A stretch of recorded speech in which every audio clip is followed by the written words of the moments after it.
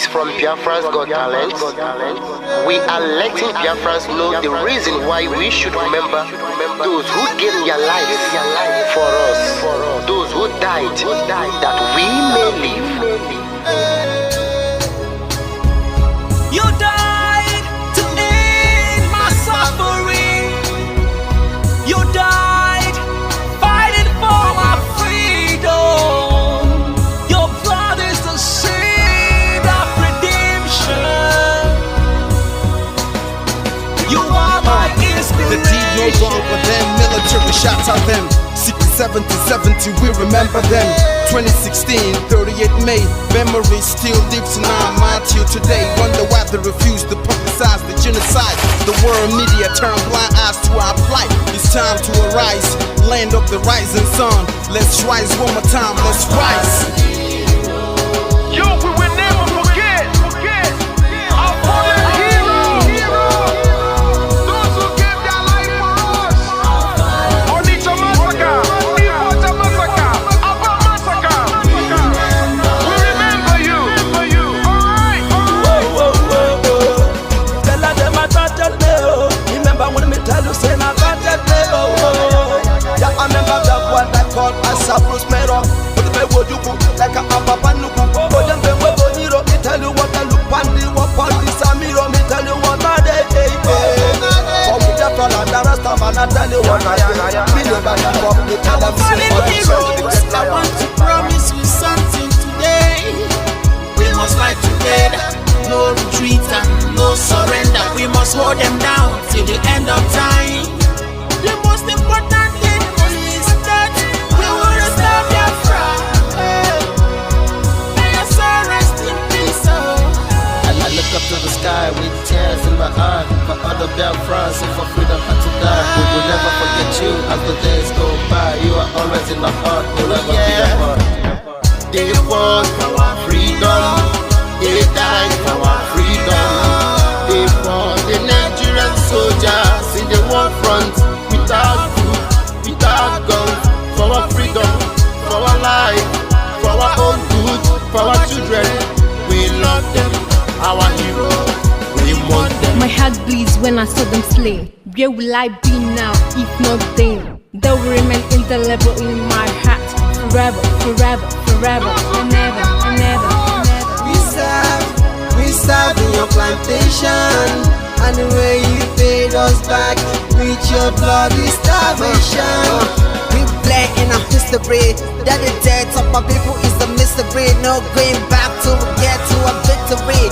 I had a voice now call for vengeance. I never get bombed, I'ma blow like a vengeance. Yo, we will never forget our fallen heroes. Those who gave their life for us. Onitsha massacre, Ipocha massacre, Aba massacre. We remember you. Alright. Where will I be now if not you? You died at Mali.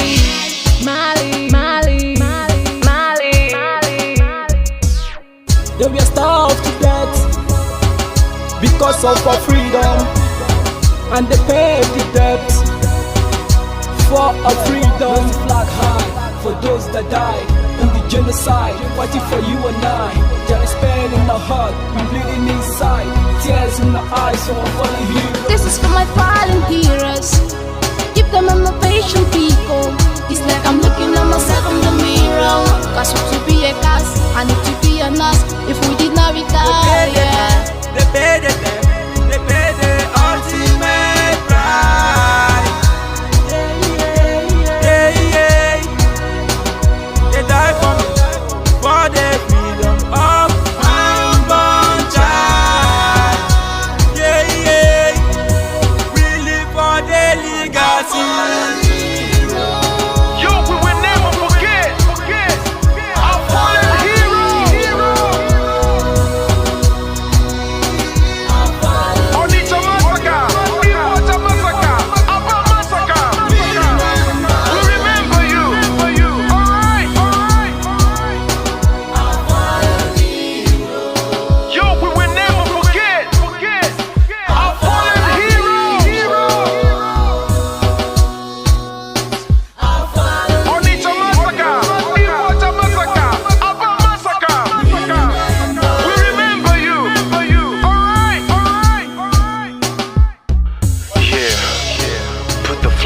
the air. Never be afraid. March on, cause we are more than conquerors. Yeah, you know what it is. We must revenge, and we must stand to represent who we are.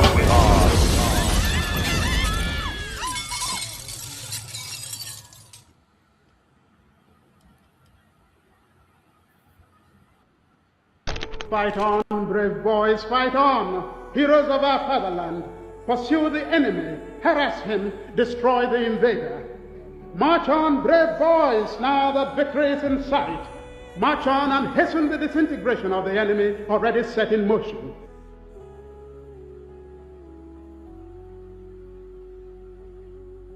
Fighting a war, knowing the difficulties, the odds against us, there is an element of fatalism, people feeling, well, if the world chooses to abandon us, then perhaps it is better we all perish. They don't ever consider a Biafra not free. They believe in either Biafra free or no Biafra at all. That means none of us living to see it. I need Biafra freedom. We Biafrans, we need Biafra freedom. For this, I decided, even to die, that Biafra must have its own freedom. I want us to work systematically towards the establishment of a good, progressive and democratic society where all vestiges of privilege and social injustice will be abolished and the rich contribute more for the welfare of the poor. If civil war comes, and I do think it is imminent, you're quite right, it will for us be the price of freedom.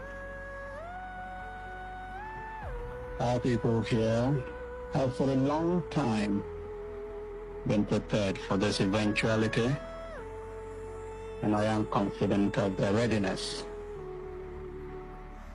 I think that when it does come, that the people on the other side would be surprised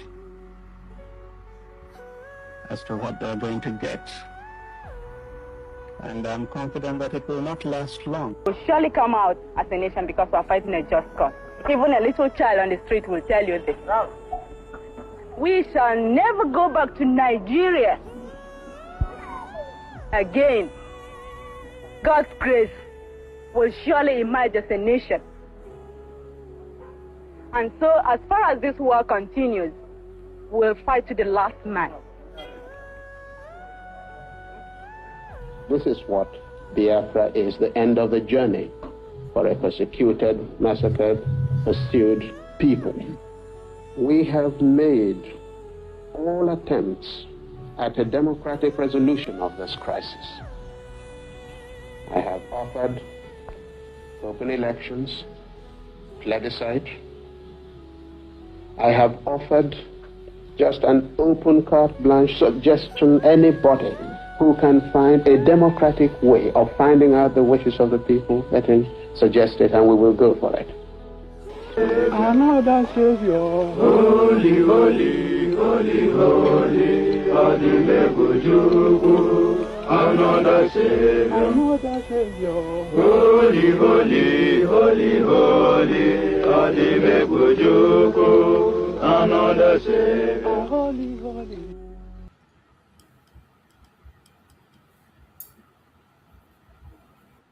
If you do not believe in what we are doing, then you better get out. We're not going to stop. God knows we can never stop until Biafra is restored. We are peace-loving people. We abhor death and killing of another soul. It's in our nature, that's how we are. But because of that, they have been coming and killing us all these years. We've kept quiet. They've been killing and killing and killing quiet. We have a case at the ICC. We have a case at Africa Union. We have a case at what else again? Pending before the UN in New York. We've been to Geneva to tender our case. Before UN, till today, nothing. In fact, the more we complain to them, the more they come to abduct and rape our children, the more they come to kill us, the more they want to take over our land and our forests. And who told them that's going to be possible in our time? In a time, in a movement that I lead, you think you can come into our land and take it over? Oh dear. That means you don't know who we are. Welcome once again. I thank you for joining us on this very evening broadcast. Wherever you are joining from, like and share the program. Those who are watching now and those who are going to watch later, make sure you reach out to somebody, invite someone, and tell them that we are here once again to do what we know how to do best. No matter how they try to hinder us, no matter how to try to stop us, we will not allow them to stop us. The more they try, the more they fail. Why will we continue to progress? So wherever you are watching us this very evening, I appreciate you and I thank you for joining. We are still talking about the forceful amalgamation of Nigeria.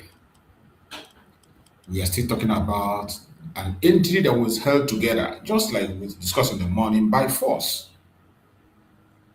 Remember, in this platform, we don't come here to instigate violence. We don't come here to preach hate. All we do here is to state the obvious, the truth and nothing but the truth. To tell the world what is actually going on. That is what we do in this platform. We continue to present Biafra to the whole world as the only remedy to the failed state Nigeria. As our leaders are raising the flag of Biafra, we will join them to raise the flag of Biafra, and the world must listen. So wherever you are joining this program, I urge you in the name of Chukwu to like and share. The purpose of this program is not to create enmity, is not to denigrate anybody, is not to attack anybody, not against any religion or race, but simply speaking the truth and making the case of Biafra before the whole world. That is what we have signed up for, and we will continue to uphold it until Biafra comes. We will raise the flag of Biafra alongside with our leaders, and we will never back down. So wherever you are joining this program from, I urge you in the name of Chukwu to do your own part as I am doing my own part. The contraption called Nigeria is irredeemable. When we use this word, some people will think it is too extreme. Some people will think we are saying this word out of anger, or we are saying this word out of hate. No.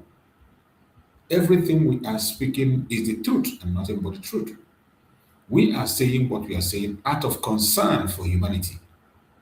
And anyone who cares about humanity in that contraption called Nigeria must be having the same concern that we have. Except you do not care about humanity. If you care about human life, you will have the same concern the Biafrans have to save life. That is why we are doing what we are doing.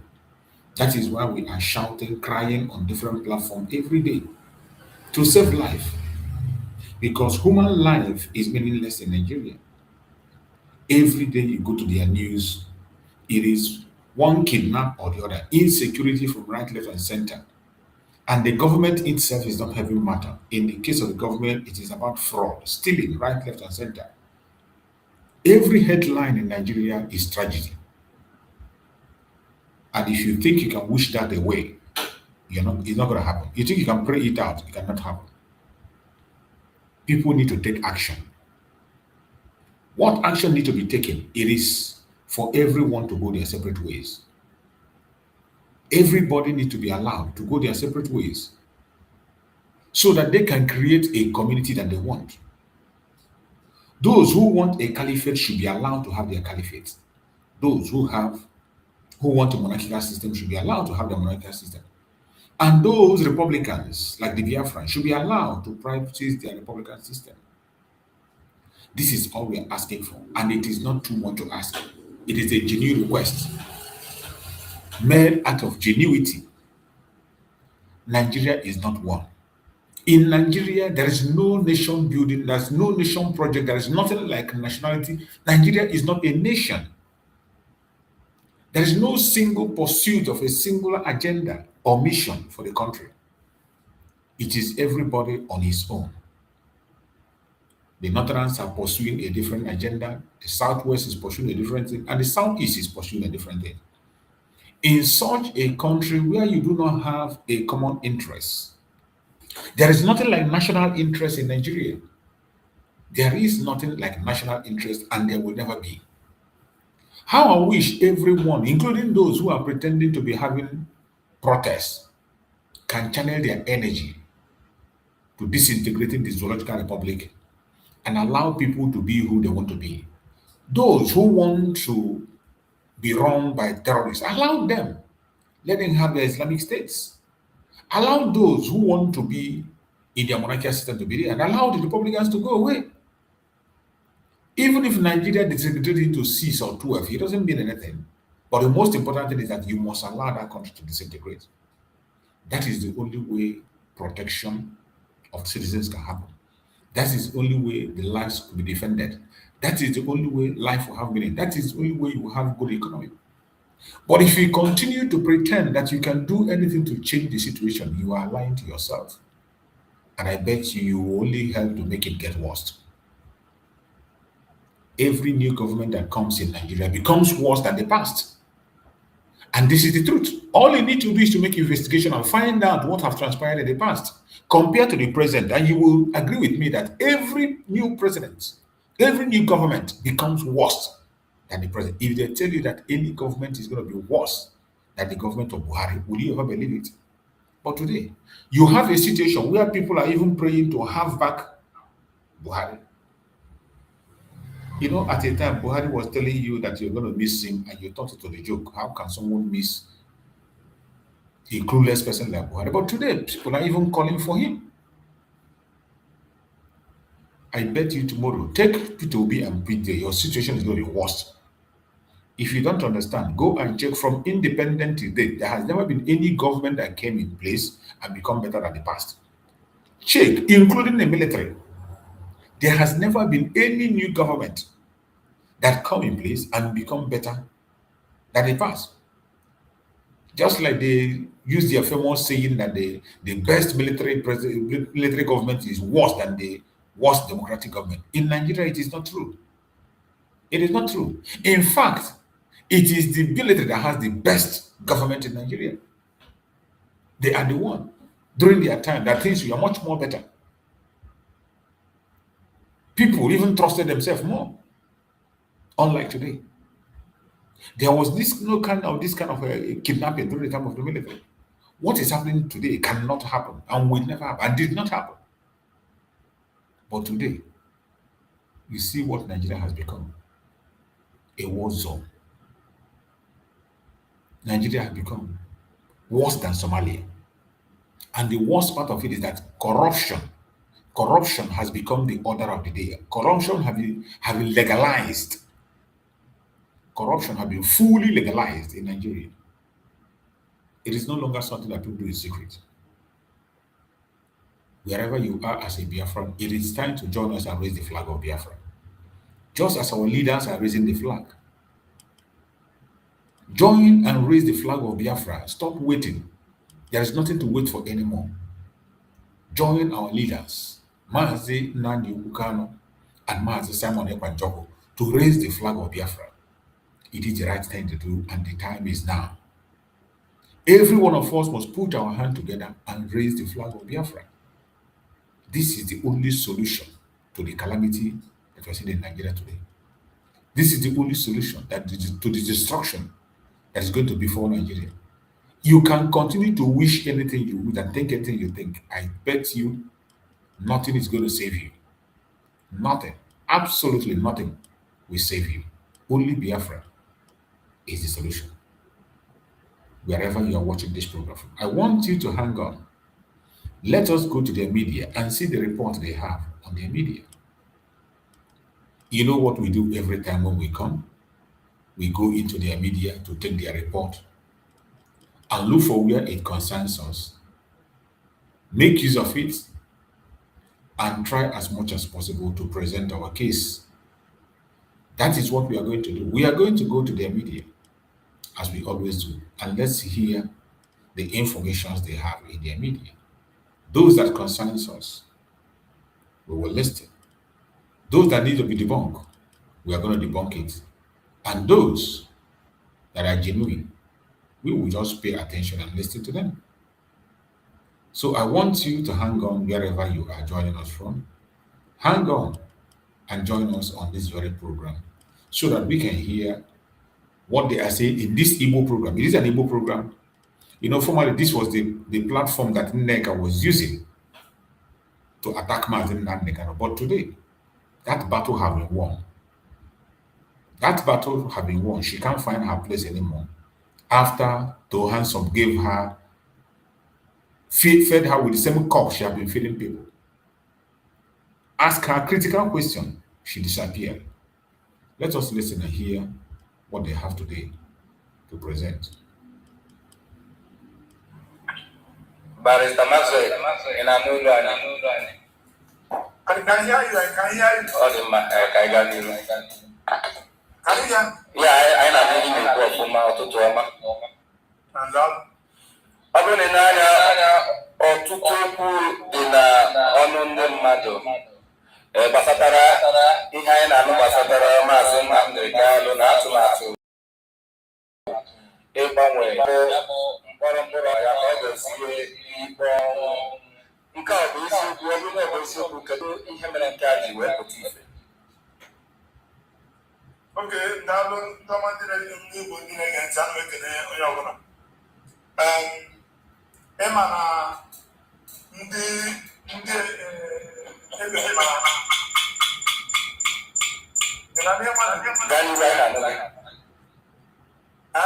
anyị na-anụ gị ọfụma. Oge ịma na ndị ọchịchị obodo Naijiria dị na anyị na ha na-eme ihe.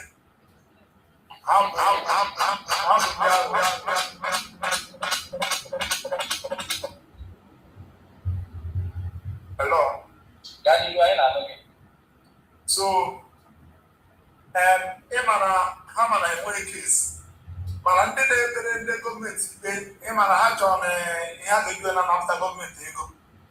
Ịma na $700 million ka anyị nọ na ha na the prosecutor Mazi Nnamdi Kanu. So Mazi Nnamdi Kanu now file appeal. Of course, if we appeal, they are appeal that straightforward because the judge, in fact, one senior advocate said, no one man judge maintained in favor of Mazi Nnamdi Kanu. So my own argument, that judgment is in favor of Mazi Nnamdi Kanu. Okay, what are the Papa working on Mazi Nnamdi Kanu as to na sabu represent judgment. Also number, yeah, also judgment there. You say no, okay, na judge. Then the judge Jama go this way. As Mazi Nnamdi Kanu na bank because they want to get on the federal government to be with. Or may have one the judgment so that Mazi Nnamdi Kanu make if you hold it to a grass of it to a guy appeal that share out my pay. I'm not yeah. You know the because he go judgment that. I have been sharing it to people. In fact, mention I'm going to send the copy, soft copy. He got this judgment. What kind of process? This kind of judgment. You know what I get what I'm saying? Yeah. So now the man was saying that I was the government be on what show. No matter show the judgment in favor of Mazi Nnamdi Kanu. Not to hear those so that at the same the court of appeal now there was a crash everything now this is Mazi Nnamdi Kanu. And then I'm beginning to see the reason. You know, they said that there is sense in every nonsense. So I'm beginning to see the reason that because many times we get the judgment, and I'm on the basis behind this kind of judgment. So Nnamdi Kanu has appealed against the judgment in order not to waste time. He has appealed against the judgment. Already appealed a court of appeal. So in order the prosecutor is not the federal government more money. You know, they give the federal government more money. How far they are cross appeal? They don't have a cross appeal. Like, I'm going to do a case. You have the right to file cross appeal. They don't file cross appeal. You know what they said in the cross appeal? The court of appeal should convert that life death to death sentence without any substance. In fact, I have to post. I think you're forgetting me my page. I can load the cross appeal. I intentionally posted it there. I just hear that I can demand for the kind of government I need. So I just hear that the other agent of the federal government and other one. Oh, they cannot talk about. Oh, they cannot talk about 1 billion naira. If I had a 700 million naira, make a trial court. So can I go to appeal? I can say federal government approve good. I find to go something. I prove I find to go something. In Jordan, you have a young. And we didn't talk about money. So that's my own thing. I don't see the reason why that they do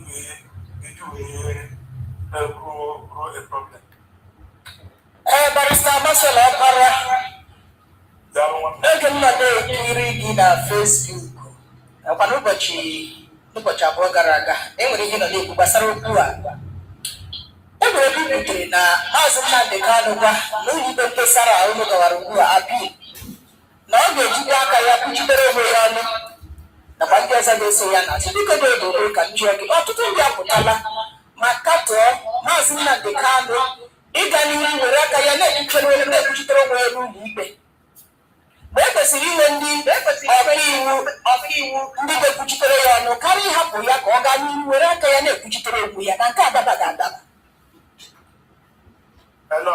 Emume na-ekwu ana m anụ gị.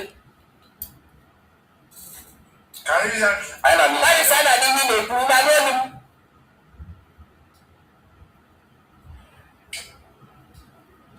Barịsa na n'elu m. Anyị na-anụ gị nke ọma. Anyị na-anụ gị gaa n'ihu.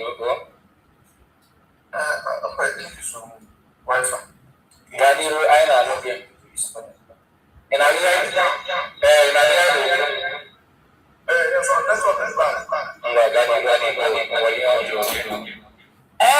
Barịsa na n'elu m.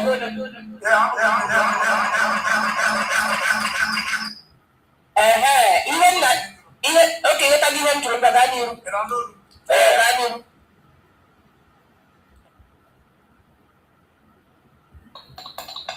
Anyị adịghị anụ gị.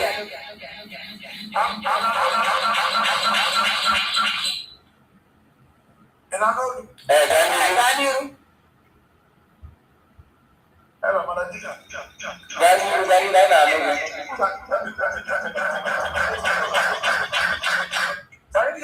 Yes, sir.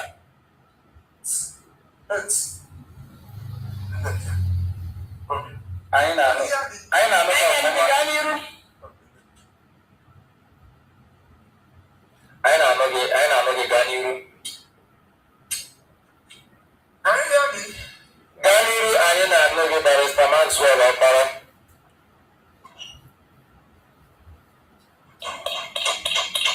Gaa n'ihu. Anyị na-anụ gị.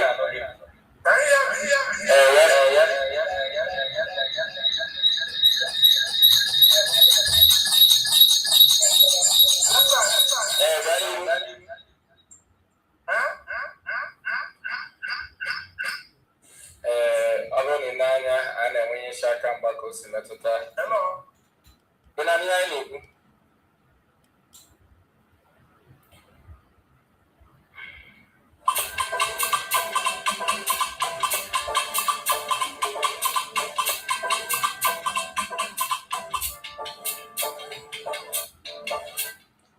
Ị na ihe anyị na-ekwu kịta Barrister Maxwell. Anyị na-anụ gị ọfụma. Gaa n'ihu.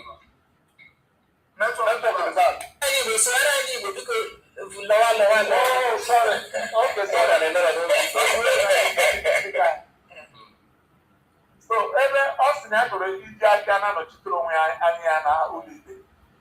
So mụ na onwe gị enyego m ya ndụmọdụ azụ nwanne azụ onye lọya. So ya nwere onwe ya agwụkwana m ihe o ji wee chọọ ka ọ na-ekwute onwe. So here are the more spiritual and physical. And yes, I intended the concern, which I had there. So when I got like Mazi Nnamdi Kanu when he mistake. Mana, it was again actually reject and all that church the so I want an option. Yeah, the man when you back home, yeah, one when enter the appeal, I wanted my own notice of appeal. That thing took me close to 1 month. I settled it, I gave it to him, and he appreciated. There are some other professors and other people, but everybody's drinking. Say, better apply that notice about them. Then I go to appellant brief. If you go to my page, you also see my own appellant brief. I have prepared my own. I was in Sokoto last week, got here my own. So he thanked me very well. He prayed for me. I stayed 2 days with him before I came back. So, and alongside, some other persons are also submitting their own. So, every charge I compile there, graphite there. Then, whether federal government will allow, we bring him from Sokoto, he's imported from Sokoto to Abuja here. So, that one, I ended up to other with that. That private jet, that presidential jet, I do take care from Abuja to Sokoto. I need to go to private jet and then Abuja. Anytime on Matiana. So I think that is all back I know now. So the issue of young will represent to win. Why I make the advice as a lawyer. I say if not any other thing, I'm about the conversation for the very, very sound. I give it to him. In fact, I can comfortably I want to go within our second. The kind of wrong man that the Kalo Kuguru na stage rush na DSSS to Sokoto. The man have the Constitution Nigeria Dictionary because I'm talking to you now. I'm not able to push you with that issue alone. Administration of Criminal Justice Act, Obianishi. The evidence Act, Obianishi. See the Kumara section out. See the Kumara section out. In fact, this is really the own this guy. When I have abundance of wisdom. So I'm going to say I'm a that okay, the president is very well. I know what I'm saying. Now, okay, as not become the president for more than any other person. But Emma, only that boy, I'm a woman. So, even if medical doctors now, we have they will not like to treat their wife. They said that we have another doctor because of the whole question. You get what I'm saying? So, that's the only area. And they watch, yeah. Sometimes you don't represent you or represent you. You watch on a temperamental. You work in the year you will emotion that is so when I come to the area of the Ghana. So some of that will manage something. But as a man so over the Mado for the Nakapagi, for the Notogi, but in how Abra Nedanya is a Ndara Chichi. So na Inhamari was a Yabanabana, Kenya Quaka for Naza, but Mazi Nnamdi Kanu Nam. Nayabo Mbagu na Ojiji ya Iwesu ya Nayaboso Iloshitanya Ezinifite Mbise Federal Constituency. Ụfọdụ ndị na-ekwusi na ọ dịghị na ọ dịghị bụ onye ụmụnọdụ na ọ dị ihe n'ukwu ebe. Ụfọdụ ndị na-akatọ gị sị na ị chọrọ iji Mazi Nnamdi Kanu nwetakwuo ya bụ ọkwa ndọrọ ndọrọ ọchịchị na ị na-asị na ọ bụrụ na ị banye n'ụlọ nzukọ mmebi iwu kịta kedu ihe ga-eme dị iche ị ga-eji wee zọpụta Mazi Nnamdi Kanu na ya bụ mkpọrọ kedu ihe nwere ike ịgwa ndị a ihe a na-efegharị n'ọbụ eziokwu maka na ha na-ekwu na bụ ihe ikwuru ọ bụrụ na ha ga-ekwado isi interview because man na nwere ndị na-eche m na town in fact lee anya nwere ndị na-afụ na my palọ ya bụ ndị na-afụ onye na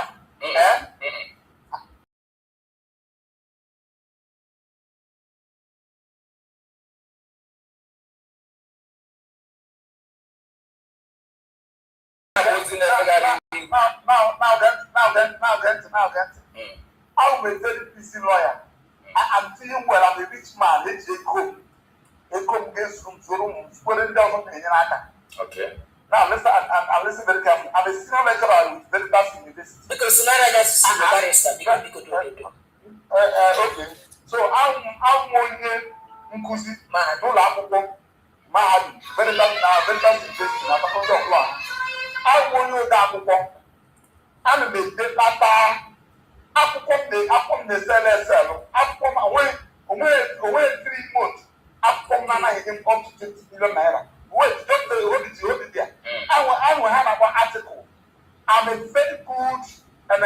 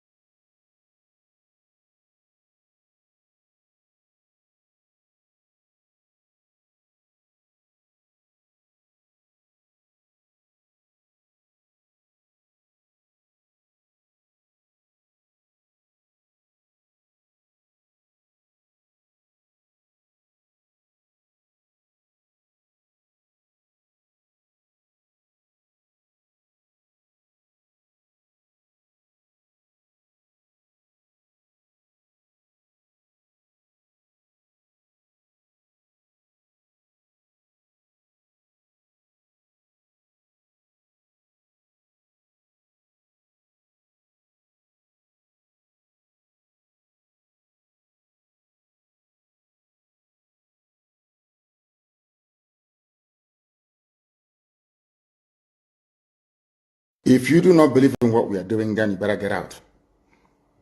We're not going to stop. God knows we can never stop until Biafra is restored. We are peace-loving people. We abhor death and killing of another soul.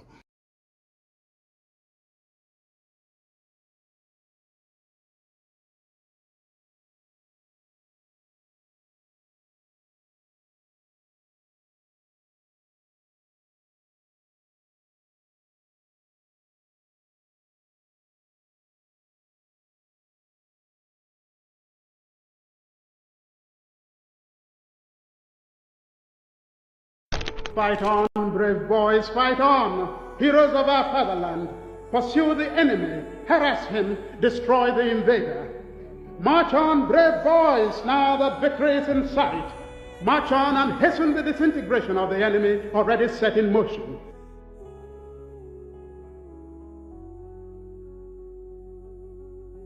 Fighting a war, knowing the difficulties, the odds against us, there is an element of fatalism, people feeling, well, if the world chooses to abandon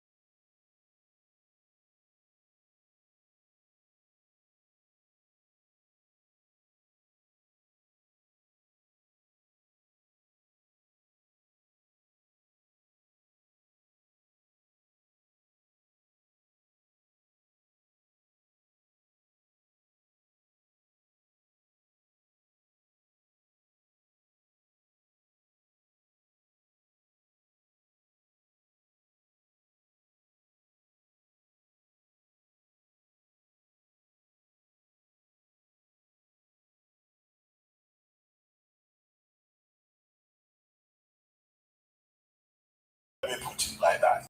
And, if Igbo is going to get support from the state, then groups like ESN and similar other groups elsewhere, including the vigilante groups in the north, should also be given the same amount of support.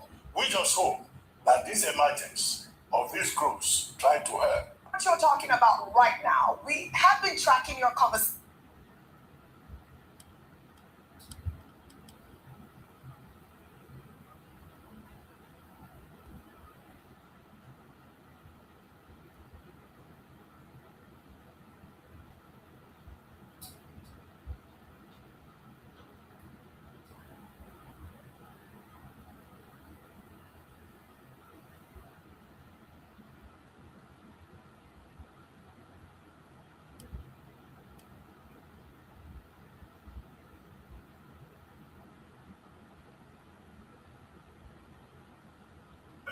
Like that.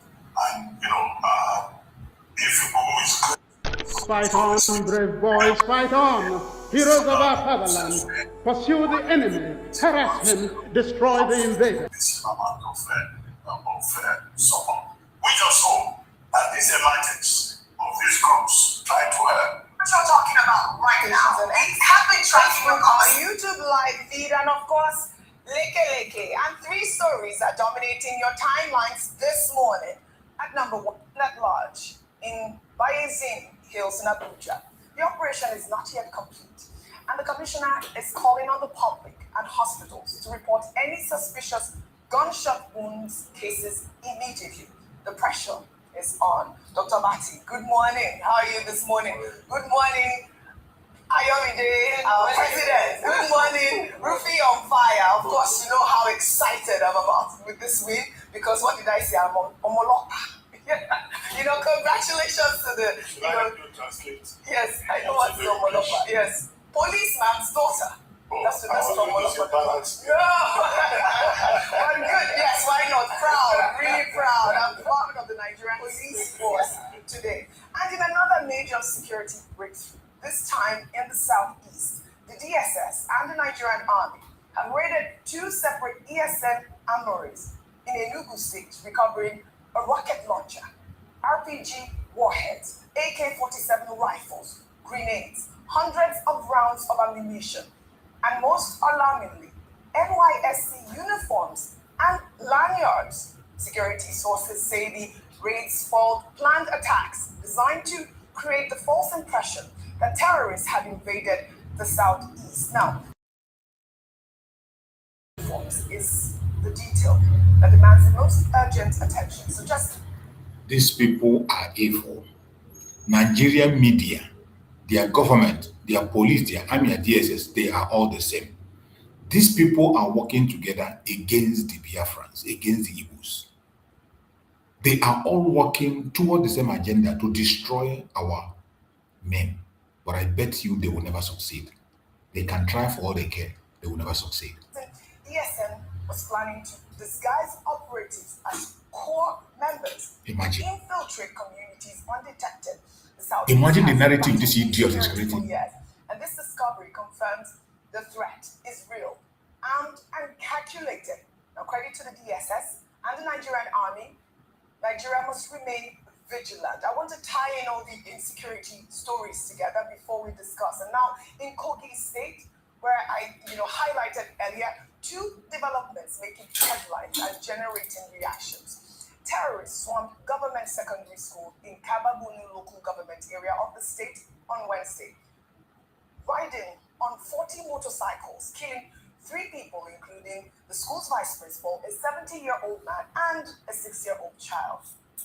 The Nigerian police and tactical teams acted swiftly, and the abduction attempt was foiled, forcing attackers to flee into the surrounding forest. Now, this is such an alarming detail because obviously it's again a school kidnap, and we had 3 innocent lives lost. But witnesses confirmed the death toll would have been far higher without the rapid security response. Now, joint operatives are still conducting bushcombing operations to prevent further attacks. Meanwhile, Yoruba Nation activist Sunday Igboho is also making moves in Kogi State, touring communities on a familiarization mission ahead of planned forest operations across the southwest, having already announced that his security team is actively clearing Yoruba-speaking parts of Kogi and Kwara of terrorists and criminals.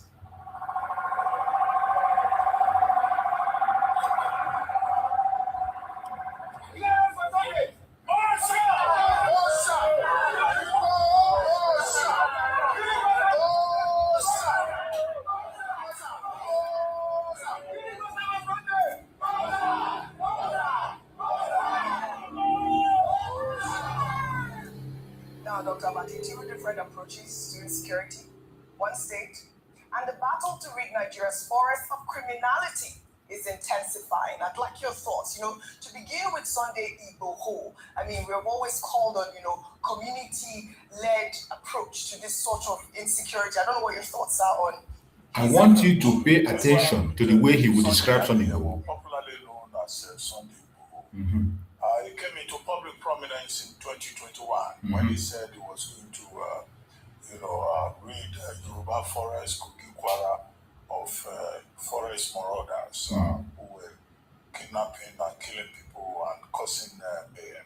He ran into trouble in 2022 when the Buhari government went after him and he had to leave the country. But eventually, he was rehabilitated by the Tinubu administration and brought back after his trials in the Republic of Benin. And now he's back in action. He says, following the abduction of teachers and children. Did you see how this man described Sunday Igboho? Do you realize that he never mentioned about Yoruba nation? Because the main thing that made him to run into trouble with the government was he was going for Yoruba nation. But you see, when this Yoruba man was talking about him, he never mentioned it. He only said that he ran into trouble because he was chasing the Fulanis in the forest. But if you were to watch when he's going to talk about ESN, you will see how he's going to report about the ESN. Sunday Igboho ran into trouble. He was fighting for Oduduwa nation. That was why he got into trouble.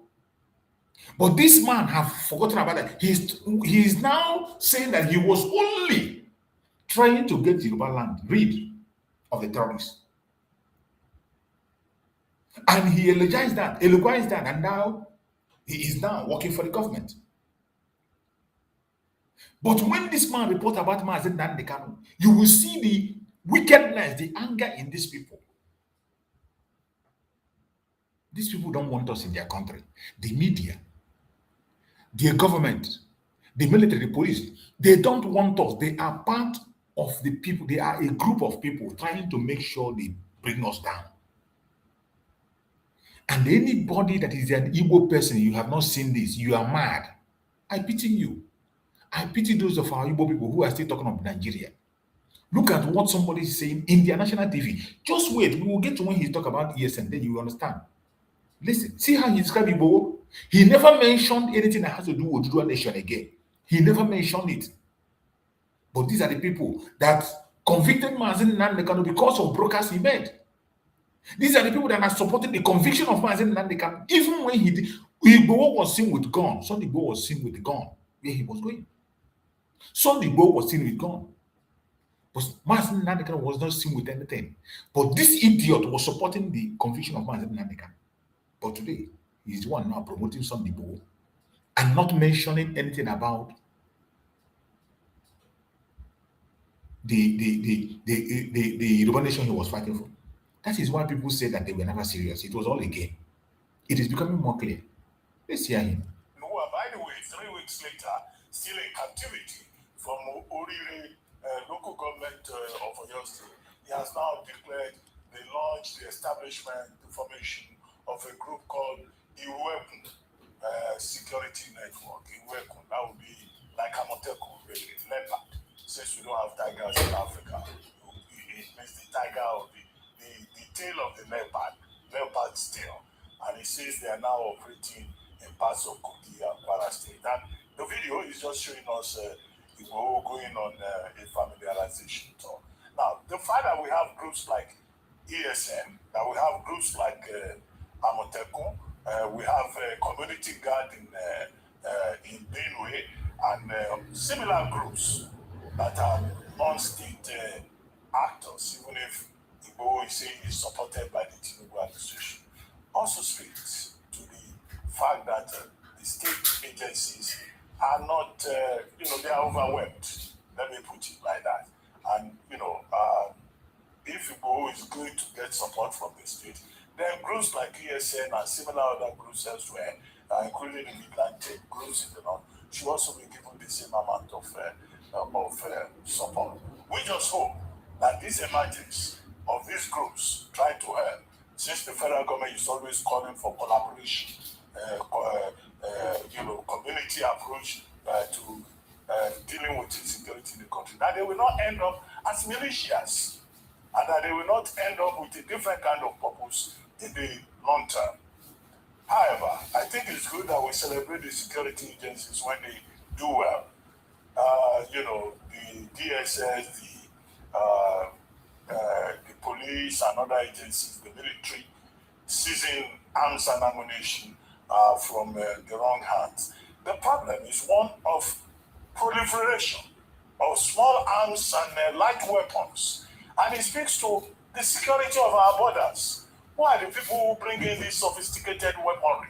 Nigeria is signatory to the Convention on the Proliferation of Small Arms and Weapons. And yet these weapons, they get into this country through all kinds of means, land, air, and sea borders.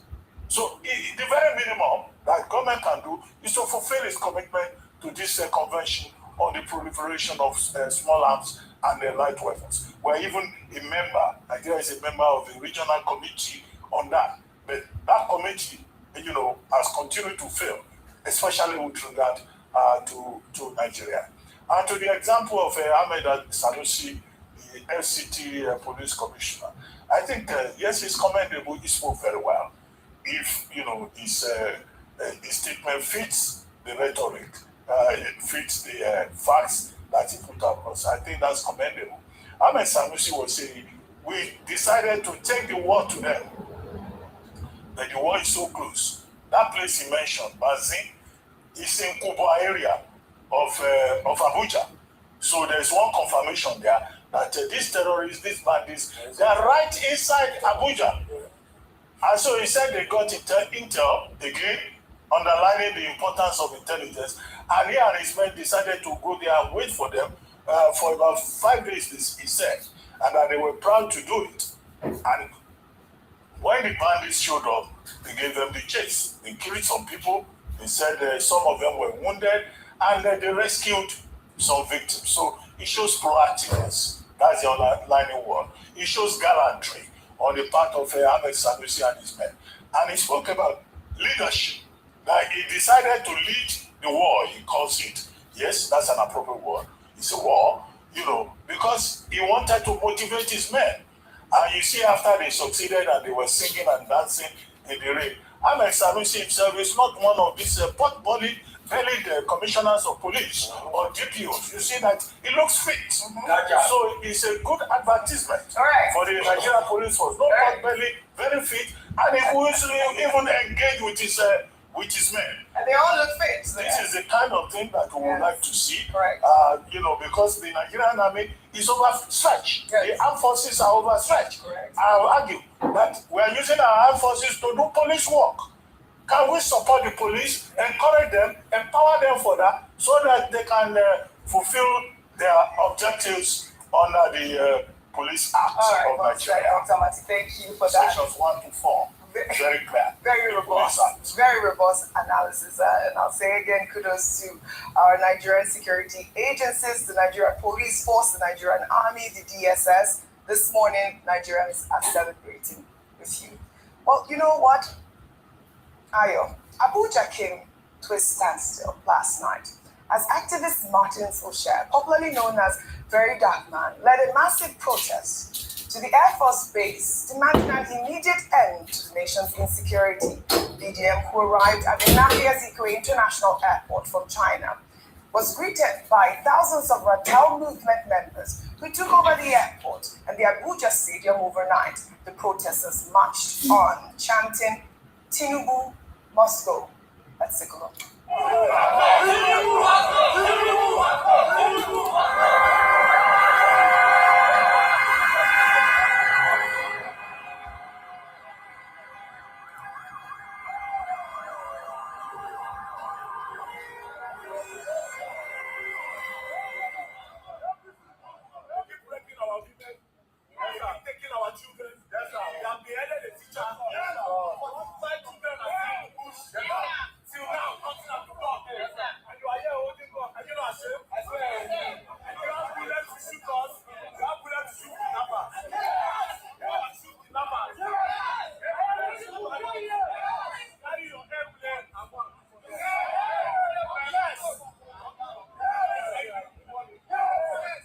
All right, the young people are out there demanding the immediate release of our abducted Nigerians. Right there at the Air Force Base, you had VDM saying, please carry your airplane and go out there. But there's more to this conversation about the young movement.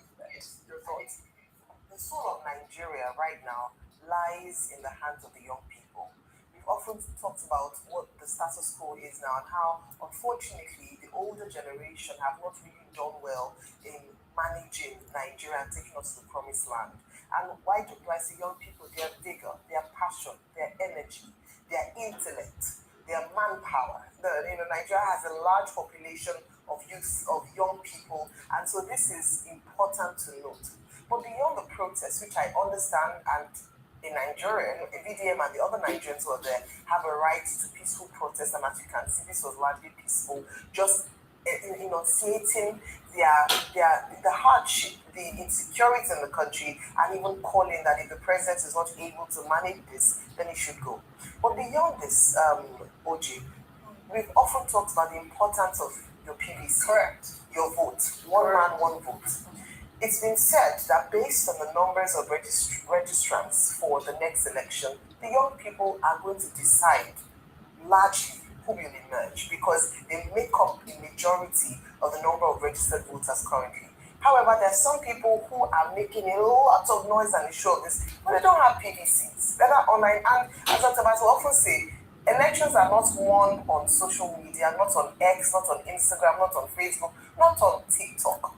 You can air your grievances through these channels, but the most important thing is that you must not dissociate yourself from the political electoral process. And that's why I always talk about voter apathy not being a solution at all. In fact, it actually makes the problem even worse. And so this is a call again to the young people in Nigeria. Whoever it is or whoever it is that you support or want to see as your next leader come 2027, be a part of that process. Beyond protests, beyond complaints on social media, get to your ballots and ensure that you vote.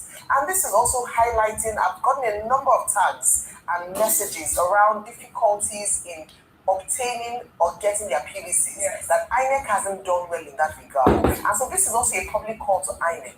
The people want to exercise their franchise. Please make it an avenue, provide an enabling environment for all Nigerians who desire to do so to exercise their franchise. And so whatever the challenge is with regards to picking up PVCs, they should fix it. We've had too many, I've had so many messages, people saying, let's highlight this issue, let's highlight these problems, where people are unable. They'll say, oh, system crash, technical glitch, they're not able to get their PVCs. Please let's get everyone their PVCs and vote for whomever you want to vote for at the next election. Thank you for that, Ayo. Aneze Osakwe has a special explainer for that topic tomorrow, and we'll bring that to our viewers tomorrow.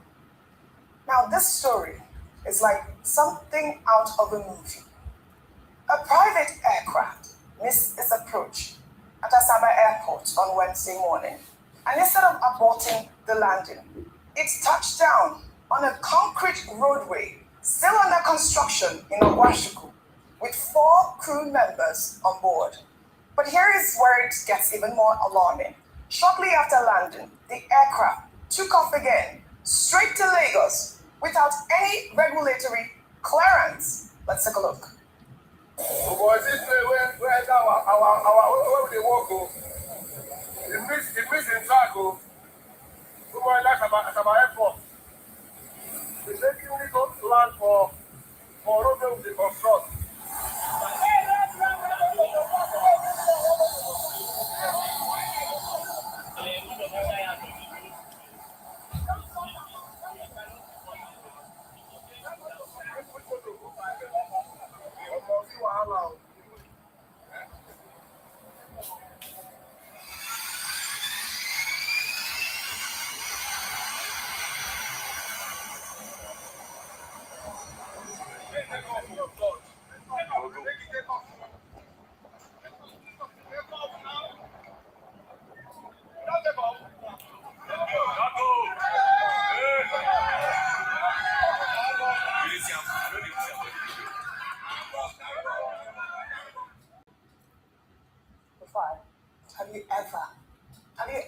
anything like this. Well, you know what? The Minister of Aviation and Aerospace Development, Festus Keyamo, confirmed in a post on X that the aircraft actually departed without regulatory clearance, with air traffic control only notified after the plane was already airborne.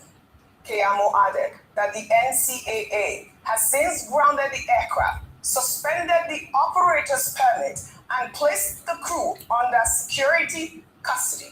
He also added that a full investigation is underway, describing the incident as a serious breach of regulations, of course, and security. Look at this story, Rufai. Now, landing on a concrete road is alarming enough, but taking off from one without clearance is a different level entirely. And Nigerian aviation authorities are right to come hard on this. And why I say taking off is a different conversation entirely is because you have to actually talk to the other side to know whether it's safe enough to take off. This is a serious security breach. It's not just endangering the pilot, you're endangering the people's lives, people on ground. Because what happens if it crashes on air with another plane? There's no clearance. How did this happen? Lawlessness is our hobby in Nigeria. Since people were going to stay in front of the plane that was about to move, and they turned them into ambassadors, what do you expect? Lawlessness is our second name. But who were those on board? Who is the so-called VIP on board? Or was the plane flying empty? No, 4 crew members. There are 4 people there on board as well. They were passengers, yes. So who are the so-called VIP on board? Investigation. I had to go back. If they mention the name of the VIP, yes, I would be happy. But in Nigeria, I know. Let's leave that aside. Do you know what I want to say quickly about the landing? We don't know what happened and why it landed. They are saying that that's what they are saying. That's what they are saying. Right. But who were the people on board there? Because those VIP, it's either their life means nothing to them. But I don't want to think an average Nigerian VIP life will not mean anything to them. So it's just the level of lawlessness that permeates the fact that something like that happened. You didn't alert the authorities. You didn't alert the aviation safety authorities. There was no clearance. Nothing of such happened. And then people left. But anyway, Mr. Keyamo sent the presser out yesterday that he's arrested people. We'll see the investigation. We'll see where the investigation will come about. But you will see that the names of the people, the high and mighty that are passengers of that crew. Because as a passenger, once that happened, I thought you would have triggered an alert and say, no, we can't go on this, and even come down. But the passenger that stood while the plane left on the tarmac, they're going to say, you don't go, you never go, you don't go, you don't go, you don't go. And you put your life at risk. What if, as the plane was taxiing, you ran out of road? It's in a road under construction. And some people in all of this, because they wanted to make it about politics and APC, they said, oh, it's because Umar is doing what's it called, road. What's it called, concrete road, that it just shows that they thought it was road and everything. This is not something to laugh about. It's an aberration of the, and you see, Keyamo should fight this because Nigeria just got accolades from Ayata for airline safety, and they are seeing this happen. We are just so concerned about the VIPs on board or the passengers on board that aircraft because it's not a small private jet. It's obviously a big plane. And the registration, was it an aerospace company? Was it a charter plane? Let's get all those information. We're going to get to the bottom. We are waiting. Yes. And if names are mentioned, I will be happy. Right. And me and you know that this Nigeria, names will not mention. And Dr. Fati, no, before you add your footnote, I also want you to discuss this because he made a valid point, which is he said that did you get a statement from the Ministry of Works, or there was a story on the Ministry of Works saying that the plane might have thought that it was landing on a runway, because now they're not only building roads for vehicles, they're building roads that are durable for even aircrafts to land. That was your footnote that I was going to, because I'm interested in the next story. Yes. I'll quickly treat this. Yes. Which is that, yes, David Nweze, Minister of Works, this incident has given him bragging rights. Because if this was one of those patched roads and bitumen patched roads with potholes. The outcome may have been different. Correct. You know, there could have been a major accident, but this is concrete, cement. I hear they use cement to build these roads. It shows the durability of carrying such weight. So the minister is entitled to his bragging rights. However, this is impunity from the highest order. And I align myself that this is a serious matter. It's not a matter that can be joked about. You know, that you will sweep under the market, under the carpet. Festus Keyamo, the Minister of Aviation Development, has made the point that the non-commercial license permit for the particular aircraft has been withdrawn with immediate effect. The investigation is going on. But you know, we live in a country of big men. Whoever the big man is, we want to know his name. Who is behind it? Whoever the pilot is, we want to know. In fact, the license of the pilot may have to be withdrawn at the end of the day. And we, the long-suffering people of Nigeria, must hear the outcome of the investigation. It must not be swept under the carpet. So that this kind of recklessness, this kind of impunity does not become a standard in the Nigerian aviation industry. Until one day they will land inside somebody's compound and claim that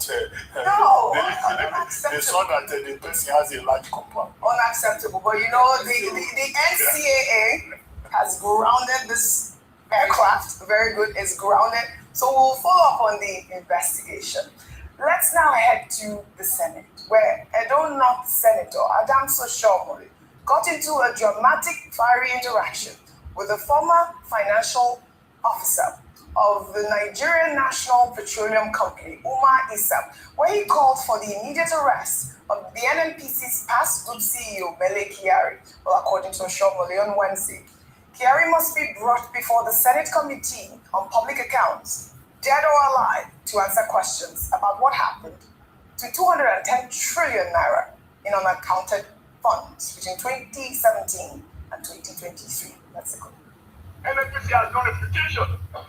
Your reputation is for fraud. And can you sit on people want their children to be employed? They want this, they want this, they want that. Don't want that. You think we are the other people in NNPC Mr. Chairman, we need to make don't do that. Wait. When the senator has the floor, please allow me to lie. And I will lie nicely. I listen, I hear you say people want their children to be employed in NPC. Yes, because it's a house of thieves. And they want their children to benefit from it. Yeah, so do not say those things. Number two, because of the way in which the country and certain institutions have been run, they see themselves as bigger than Nigeria. I hold the view that the law is effective when it catches a lion. Not when it descends on a rat or a rabbit. A man who stole a rat or a rabbit. And I think the crisis of Nigeria. Mr. Chairman, this committee must have the courage, the will to deploy its powers as enunciated in the Nigerian Constitution and issue warrant, not tomorrow, today, and bring Mele Kyari, even dead or alive, in law. They will call habeas corpus. Even if he's dead, we want to see the body. And he will account. And you should say, here lies a man who died without accounting for his alleged crime that rose into trillions of naira. We are not talking of billions of naira. At the time when the country is borrowing money, we have few sorts of money that have not been accounted for. There are serious issues not raised by laymen, raised by competent auditors. And the man is joking. Where did he have the money to pay for his medical bill in Germany? Those who are dying here, what happened to them? So I think that it is not for us to try to amend the rules that we have already agreed on. Having failed repeatedly, a serious failure, we cannot condone it. All right. Ayo, Oshomole cannot be more correct. Let me borrow Dr. Abati's words. Now, the CFO of NNPC, Umar Issa. That belongs to Professor Akitere. Okay. It cannot be more correct. It cannot be more correct. Now, the CFO of NNPC, Umar Issa, was seen there challenging the allegations, insisting that the 210 trillion naira figure being discussed is misleading, especially compared with what the company made during that period. Well, after a vote, the chairman of the committee ruled that Kyari should in fact be arrested and brought to the panel. Your thoughts? So, why is it mainly Kyari? I think that's the main question for a lot of Nigerians, because this is not the first time that NNPCL has had to be questioned by this committee with a number of questions raised around monies that have not been accounted for. If only we can get a percentage of the 210 trillion naira OG, it would fund the 2026 budget, which is just at 68.32 trillion naira. And so you can understand just how much money, based on this committee findings, has been funneled through the NNPC over the years, and that unfortunately we do not have any accountability for. Let me give the NNPCL the benefit of the doubt, and let's assume that it is just a matter of reporting. So let him come in the matter of integrity to clear his name and for accountability purposes to Nigeria and explain what happened. If that is indeed a sum of money, because that money is outrageous in the nature, but beyond that is what happened. We've often talked about the fact that the NNPC is opaque, reporting. Thankfully, that has changed under the Bio-Julari leadership, because now they release quarterly reports, they release statements, they are able to give Nigerians at least updates regularly. But I believe that the Senate has done well in its oversight functions. But like we said yesterday, with the Kanu panel, it's the same thing here. We don't just want shouting matches. We don't just want this big display on TV and then we end here. We want a conclusive end to this matter, a full accountability report given to Nigerians, and for me, most importantly, would be how do we plug the leakages? How do we strengthen our institutions so that we're not coming back to the Senate like this, probing missing money? Why should money be missing in the first place? Why were audits not done? We don't want after the fact. We want prevention rather than cure. That's why I feel that we should be going. And this is what these Senate hearings should be geared towards. How do we prevent? How do we strengthen institutions? How do we increase accountability in institutions like the NNPC so that we don't have to come back to this kind of situation again? That's the importance of these kinds of hearings. Recover money and also prevent it from happening again. So real quick, let's see a lot of grandstanding going on. At first, I will be surprised if you get to the end of this 210 trillion. Can only ask. The truth is you will not get to the end of it. You know why? Because the number itself is factual. Let's be realistic. When you look at the NNPC books, and I think it was even Millie. I have a lot of things against Millie, right? Because it was Millie that promised in 2019 that I assure you that the refineries will work, and it was Panda refinery they gave us. But the number is very factual. It was Millie too that also started releasing the books of NNPC. That we started seeing. And those books were seen over there. So this phantom 210 million, it's not today. 210 trillion, it's not today. We always hear phantom numbers that when you see the numbers, they don't add up. Dr. But you remember what's it called? Post-stamp number, stamp duty. You remember how they push up the phantom figure of stamp duty? It was a ridiculous amount. What came out of it? Nothing. So it's a lot of grandstanding. But I think also what we should do is to give account of what those subsidies regime and the undercover regime was. That's what I'm always about. And that's what you see. That's why I have qualms with President Tinubu over removal of subsidies. Because I see all of this noise we are making now at the National Assembly was what President Tinubu ought to have investigated about the subsidy regime before he finally started saying, okay, we're putting out subsidy and the corruption in the system that was perpetrated by NNPC. But what did President Tinubu do? He kept really on for a couple of years now. Afterwards, he didn't keep really on. So in the end, Oji and Ayo, it's going to be a lot of grandstanding. At first, the number is phantom. NNPC has released their books over the years since that, I think 2019 or 2020 up to this time. The books are there publicly. I don't think there's any 210 trillion surfacing anywhere.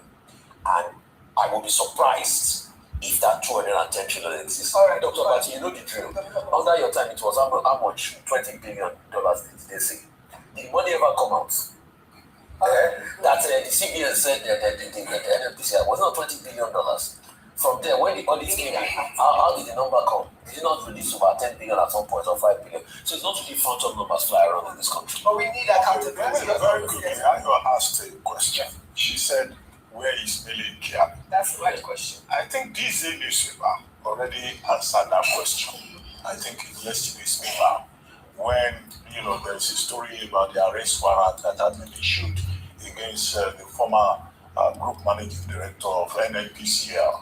And what the story says is that Mr. Milikiari has already responded that one, he has not received any invitation, nor has he cited any invitation from the Senate Public Accounts Committee.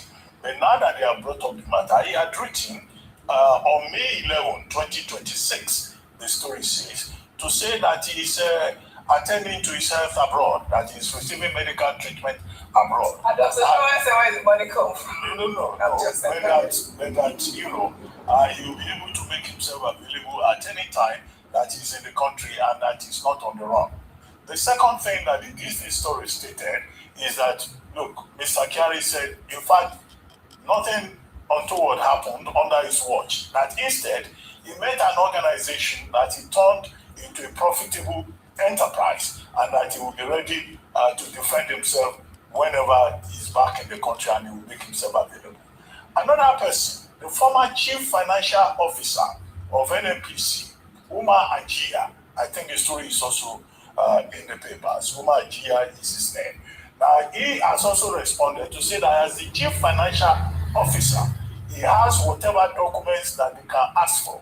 And that in any case, the figures 210 trillion that the National Assembly is quoting, that these are figures from, unedited queries.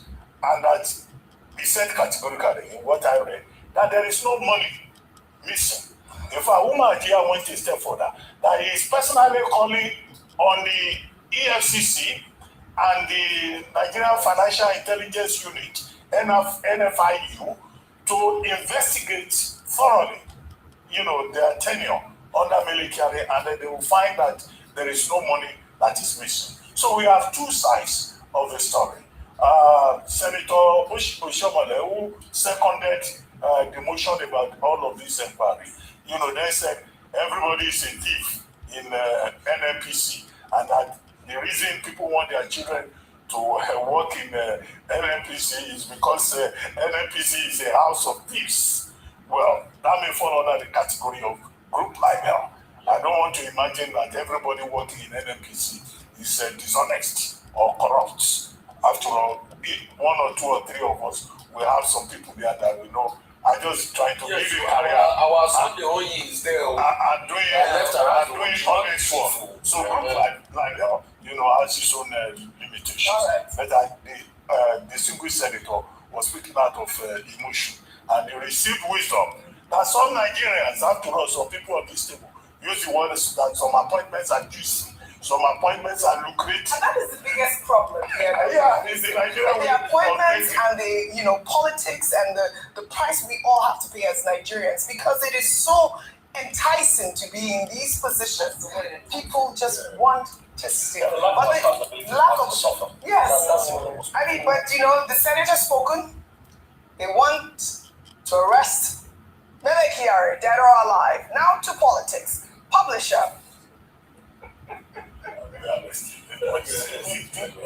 they arrested the cops of All right. The Senate cannot order his arrest. It's just basically oversight. Okay. All right.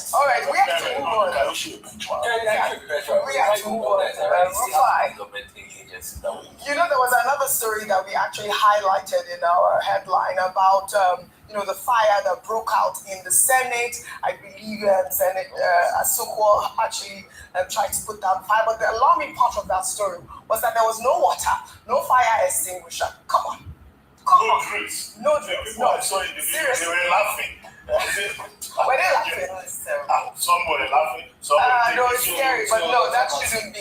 We also now sanction the Senate and investigate them. Jimmy, they know how to shut up. And there it is. The question is this not the same Senate that they use billions to renovate that we're talking about the renovation fund? So in the renovation, they didn't add fire trees, they didn't add fire extinguisher to these rooms. That's the alarming part. And one woman was saying they're all because safe. the gas that was leaking, and people were going there. What if the gas cylinder exploded? Those are the questions. All right.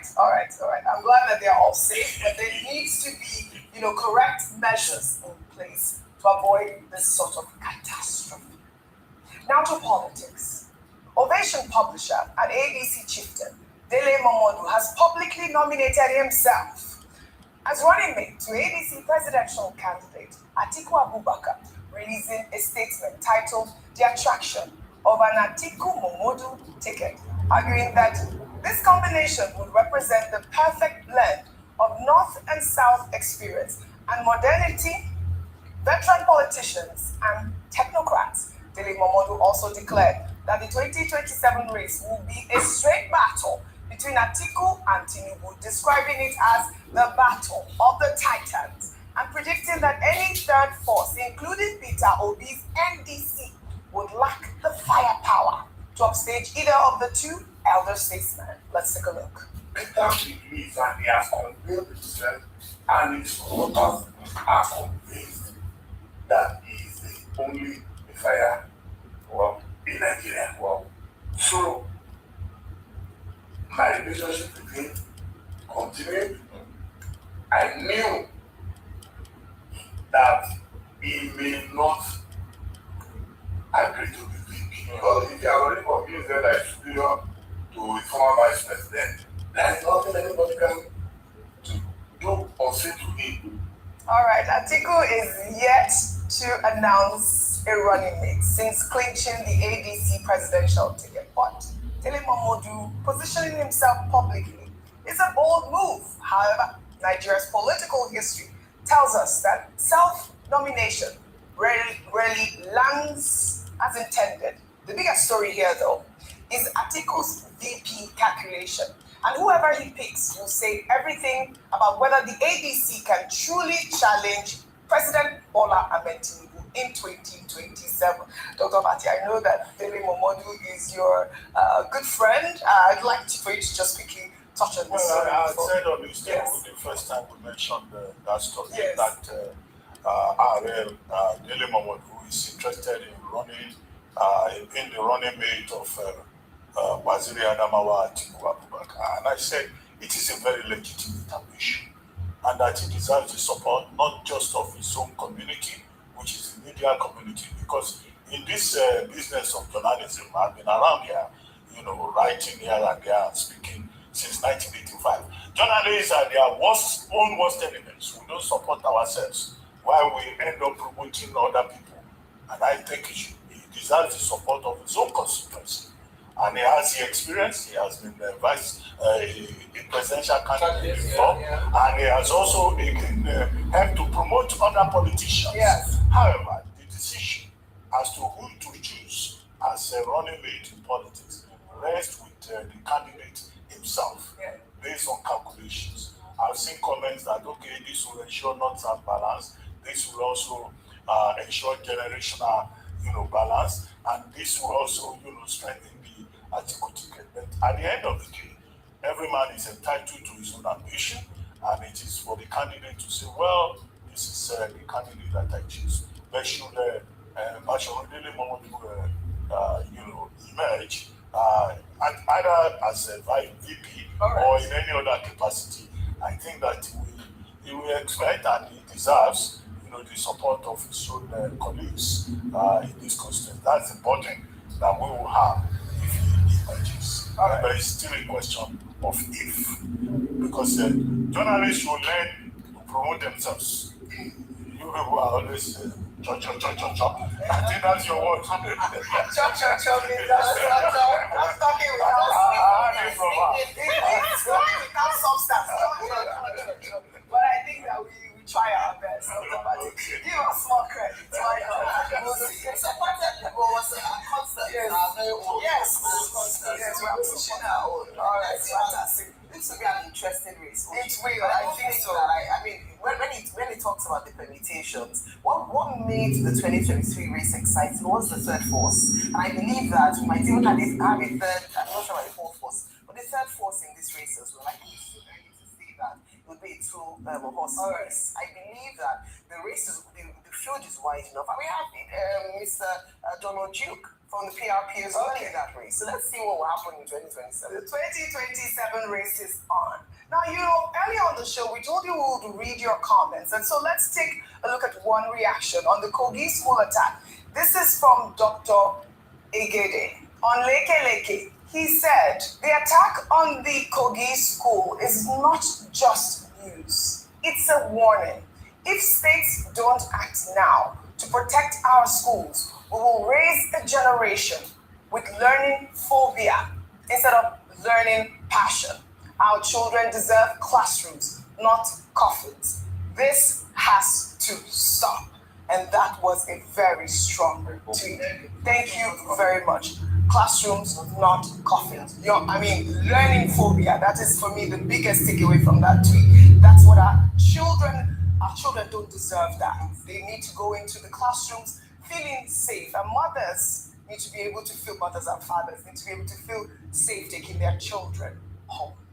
Now, I guess we'll take our final story if we have time, because we also would have loved to cover the repatriation of Nigerians from South Africa on that fully funded government Air Peace flight, which has already touched down at the Lagos airport. We have our correspondent, Badeshola Shotinwa, who is actually powering up at the moment. And we also had, our reporter out there in South Africa covering the story. Chude Jidon is part of the whole crew covering the story. And, if we cannot take that now, hopefully we'll take that during the course of our program here on our Rise News. But the news is that our Nigerians have arrived safely. And thank you to the federal government of Nigeria and, of course, Air Peace Airlines. We'll take our final story now under milestones. On Wednesday, friends, family, and the Nigerian entertainment community gathered en masse to attend the service of songs in honor of the late Nollywood actor Alex Okubo, who passed away last month after a battle with kidney cancer.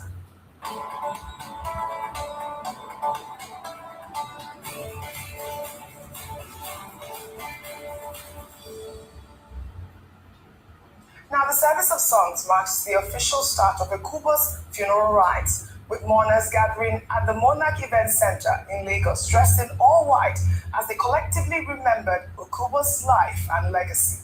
The event was attended by a number of actors and actresses from the Nigerian film industry, with the event also maintaining a deeply spiritual atmosphere led by Pastor Jerry Eze, Nathaniel Bassi, and Pastor Itwa Igodalo. The service of songs was marked by heartfelt tributes, worship, and prayer to honor the life of one of Nigeria's most foremost entertainers of this generation. It's been a long way without you, my friend, and I'll tell you all about it when I see you again. We've come a long way from where we began. Oh, I'll tell you all about it when I see you again. When I see you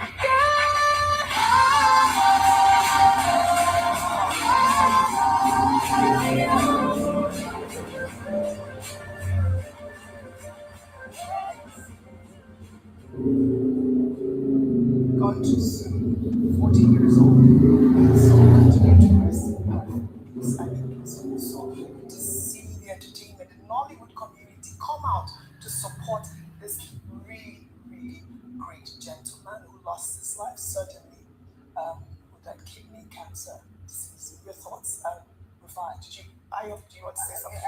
It's so difficult following, just to see the grief that's engulfed the industry, and to hear, even more importantly, the testimonies of his person. The fact that he touched people in so many ways. And a big thanks to all those who put such a beautiful send forth for him. Thank you for honoring him. Thank you for honoring such a great soul. A remarkable young man. Again, may his soul continue to rest in peace. On that note, I'd love to thank you all for a great analysis, as always, on What's Trending. Well, that's all I have for you on What's Trending today. We're going to try and get into the last section of our program this evening. We have reasons for showing their idiocy in their conventional media, and we will always try as much as possible to show them in order to make certain issues clear. Because when we continue to talk on our own, you will not see the wickedness of the media until when you pay attention, you begin to see their faults. And those things we complain about every day, you will finally see them do it. And you witness it by your own self, then you will understand better. So let's hear what is coming from here. We do have, yes, I have the Vanguard newspaper in front of me, and these are the headlines, very few headlines actually. Terrorists kill vice principal, 2 others in Kogi, Edo shuts schools. The riders to that story, 3 students abducted, community. Police intensify manhunt for fleeing terrorists. Attackers came in army uniform, say government. Pandemonium in Mina as parents withdraw children from schools over fears of terrorist invasion. Northern, southern, middle belt leaders call for security emergency. It's horrible what's going on in Nigeria. Labour joins forces with Benga Hashim as democratic renewal movement takes off. Court orders unconditional release of detained Obama leaders.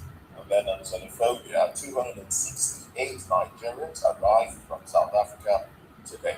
That's part of the over 1,000 that are billed to be brought back to the country. And then there's this advertorial there, let's speak to some renewed project that the president is doing. This is day 3 of it, and that one has a picture of the president and that of the minister of the FCT. All right, there you have it. Those are the lines from the Vanguard newspaper. Let's move over to the Daily Independent. Nigeria's economic recovery has fresh headwinds low. Tinubu assures FCC will reflect Nigeria's population, growth, and identity. Senate seeks increase in federal high court appeal court judges. Edo begins recruitment of 5,400 security.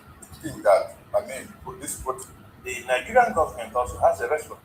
Ran protests before, those that were part of the June 12th protest in Lagos. And Mr. Falano has stepped up with, a combination of other civil society organizations, leading this protest. We've had protests before now. We've had hashtag End Bad Governance protests. We've had hunger protests in 2024. And they all just, lasted maybe 1 to 3 days and fizzled out. I think this will make any difference.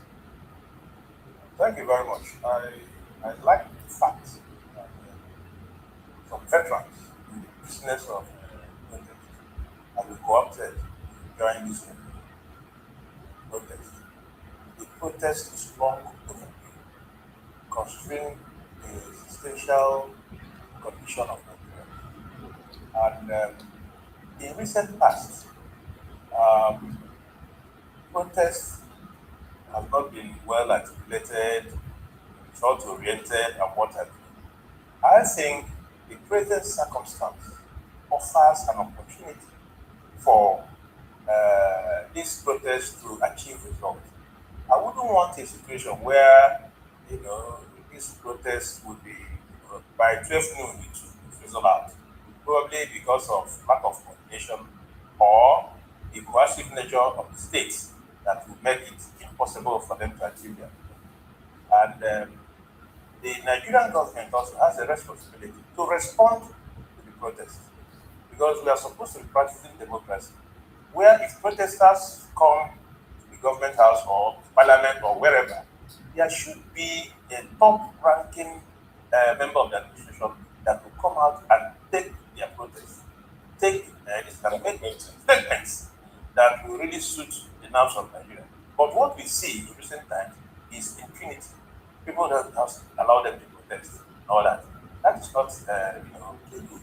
And we do not know the time a protest will begin to go beyond bounds. So that is why the government should take preemptive measures to address protesters, as at the time they are protesting. If you ask me the merits of this protest, I think it is meritorious. And then the other angle I want to look at it is from the positive aspect of the protest. Protest is meant to address a specific problem of the society. Like in now, the economic circumstances of Nigerians and nothing to write home about. Insecurity has taken a very front row in the scheme of things in Nigeria. So it behoves on the government to address some of these issues, confront some of these issues, and then give Nigerians some respite. You understand what I'm saying? I do not want a situation where the protesters will be tear gassed and all that, and everything will go haywire. Good. But Mazi, talking about the merit and value of the protest, well, what do you think that, this protest is going to solve? Because you said that, well, it should be coordinated and planned very well. We understand that when protests are planned and coordinated, we also see a situation where there is infiltration from people. And before you know it, there's a protest against the protest, even before the protest happens. And so government, well, we understand that some people are trying to protest to embarrass the government, and so there's infiltration. But during the protest against the protest, we don't see infiltration. And again, historically, we discovered that anti-protests have never yielded. Protests that yield results are spontaneous from plan. And so in all of this, what will be the value of this protest? They have given government information that the protest on June 12, so they're going to come out. They will also infiltrate the ranks of the protesters and all of that. So at the end of the day, what will be the value of the planned protest? If we are in a society where the government is for the people, planned protest is it. But if we are in a society where the government is anti-people, then it becomes difficult for this protest to yield results. I want to believe that this government should pride themselves as being for the people, so that they will take on some of these issues that the protesters might bring forward and then begin to address them. What may not be, likely is that the government will always take a stand, just like you said, trying to have an opposition to the protest, thereby making the aims and objectives of the protesters not to be realized. It is a protest too many. We have seen protests from the NLC and what have you, which at the middle of the whole thing fizzles out. It becomes very important for Nigerians to protest and protest rightly. If it takes 3-4 days to protest and results are given, that's okay. But the situation where the government should also be very, very careful, because you do not know. People are angry. You do not know what you do, then you heighten the consciousness of people. Those who may not originally be for the protest can equally join. And this is the bottom line is the essential condition of Nigeria, which can trigger off a lot of resentment about the government. If you ask me specifically what this government have done or achieved on a scale of 10, I will give them 2. And 2 is not, a record to be proud of. They are not a record to be proud of. Anyways, so it becomes the government to take this thing very seriously. Protests are anchored on specific issues, and they should be able to have answers, not planning to disturb the protesters. And David, do you think that Nigerians have gotten to that point where we are really angry and will take radical moves, beyond the protest to demand for better? Do you think they've gotten to that point? See, before coming to your question, I want to address one or two issues. The first issue being the fact that it's a shame on this generation to always fall back on those who are aged, those who sacrifice their useful and youthful life for the betterment of Nigeria. How will you be calling Salam that is over 70? How will you be calling Soyinka that is over 90? Why? They have done their part. We should have a new generation of activists that should step into those shoes. But unfortunately, our values are different from the values of these people. And those days, in the universities, which we all attended, you already made an activist while in school to study Marxism, Leninism, and all that. You know the leftists and the rightists in you know the bourgeoisie, you know the proletariat while in school. Because even lecturers are polarized along those lines.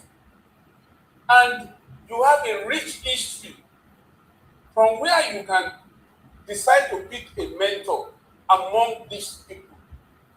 But today, it is a different ballgame in our various campuses.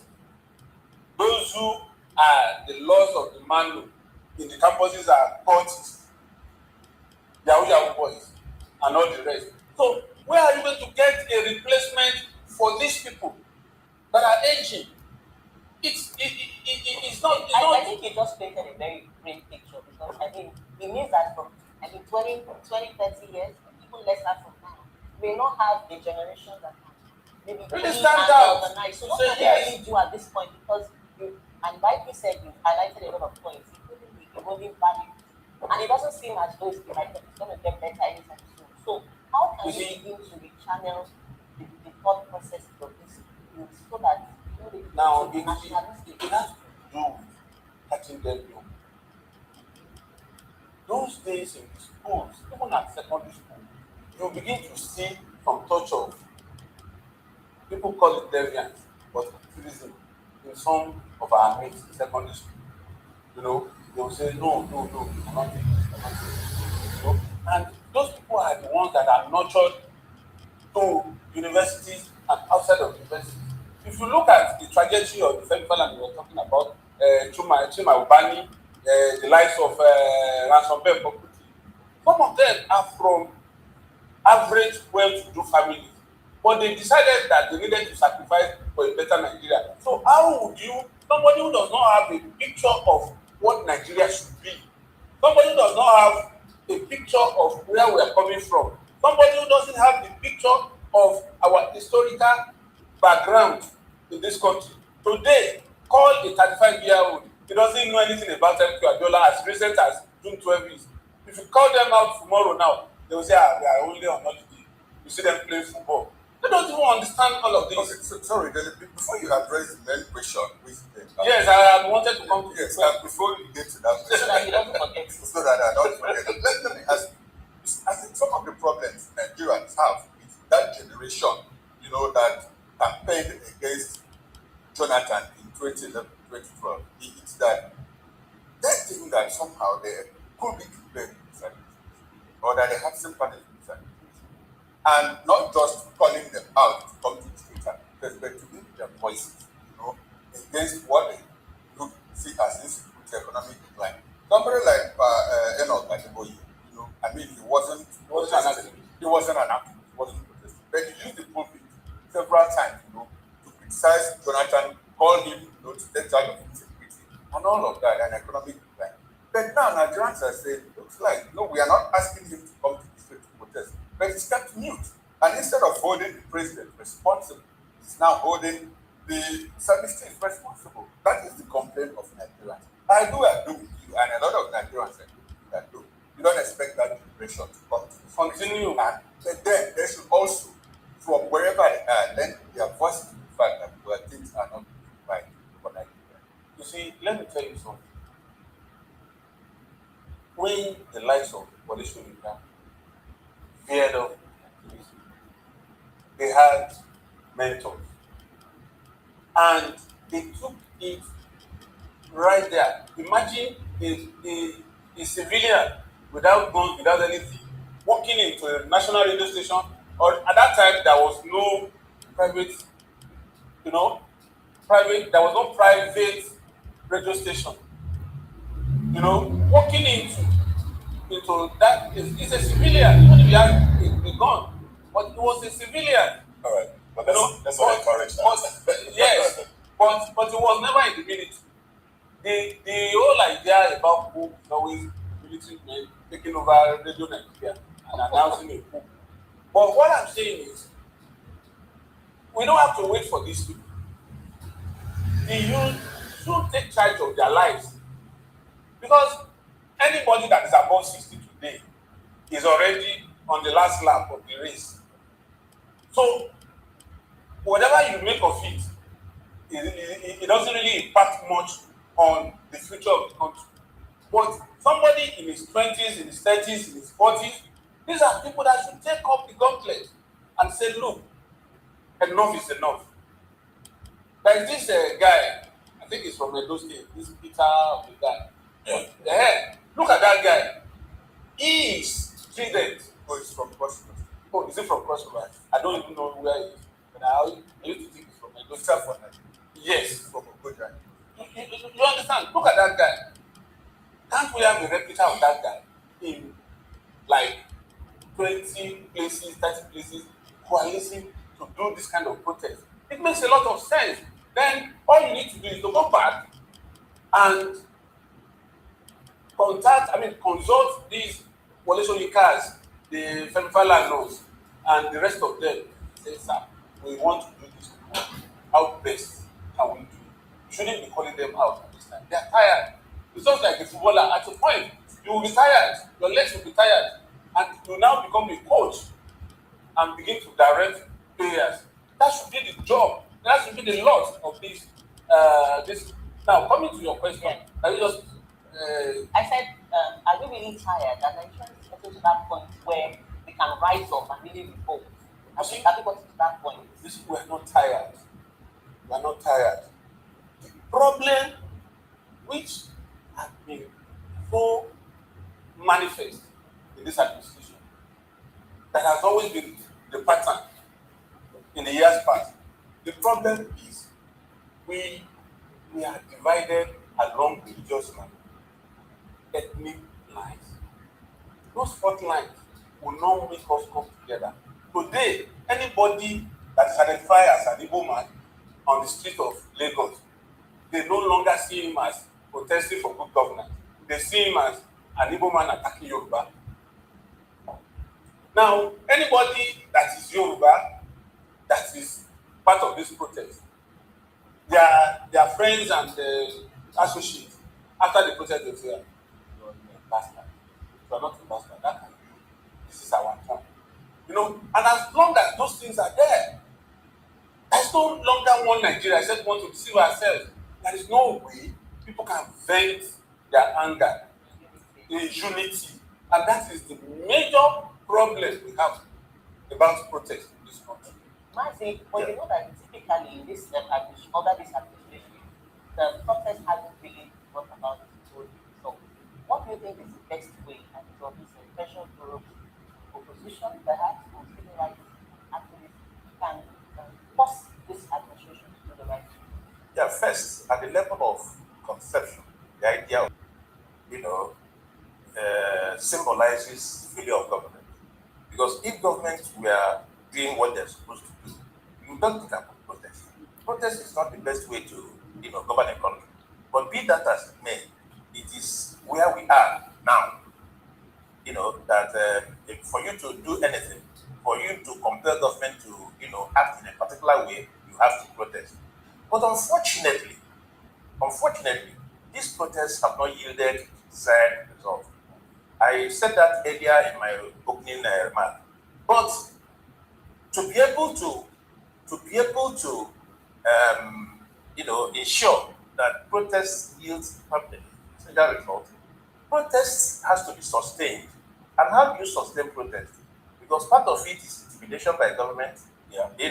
Part of it is government reading out a parallel protesters that will not, neutralize the effect of the protest, the real protesters and what have you.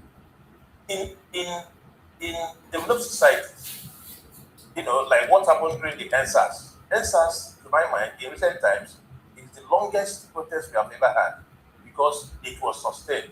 Who volunteered? But how was it sustained? That's what I'm saying. There must be people in the society that can sustain the protest. You can't protest on an empty stomach. During the NSAS, you saw people bringing in, food items to sustain the protest. That is what we need at this point in time. Because if you go out to protest by 8 a.m., by 3, 4 p.m., you are still out. You'll be hungry. So that's why I said planned protest. All issues must be on the table. You also have plan Bs and what have you. So that if plan A fails, you resort to plan B. Protest is a very big business. It's not for the rat tax. It's not for what people want to hear differently from the government? Because the government has always said, look, be patient with us. That's not. Let's take the issue of the electronic transmission of freedom. If we were very positive in that protest, Nigeria could have achieved freedom. What is there to occupy the National Assembly, which is the Nigerian House? You can do that, and within 48 hours, you must have a change. There are things that require 24 hours, 48 hours to achieve. There are also long-term issues that need a gestation period to achieve and all that. So those ones that can achieve within a record time, you achieve them. And then while government gives you milestones on how to achieve the longer-term objective, it can be achieved. But do you also think, I mean, you want to go by the how NSAS protest played out? You know, at the point, it became a concept of some sort. Do you think a prolonged protest is what we need, or do you think it can work in Nigeria at this time? It can work. It depends a on prolonged protest, a complete shutdown. It depends on the determination of Nigerians to achieve that shutdown. Yes. Yeah, why not? We are trying to achieve their aim. Okay. There is any protest have end goal. What do you want to achieve? In their protest letter, it will be encapsulated there that this is what we want to achieve and all that. And probably timelines will be given. And if there are ones, like I said, that requires to be achieved in short time, it will be achieved. It is the resolve of the people that matters in this thing. And the government also is also wary, because any slip can, trigger off a lot of things that the government cannot even handle. So what I'm saying in effect that both sides needs to be circumspect in trying to understand the dynamics of protest. Thank you very much, Mazi Nnamdi Kanu. I guess we'll move on to the next conversation. Now, Senate orders arrest of former NNPCL CEO. Let's talk about this when we come back from this break. Stay with us.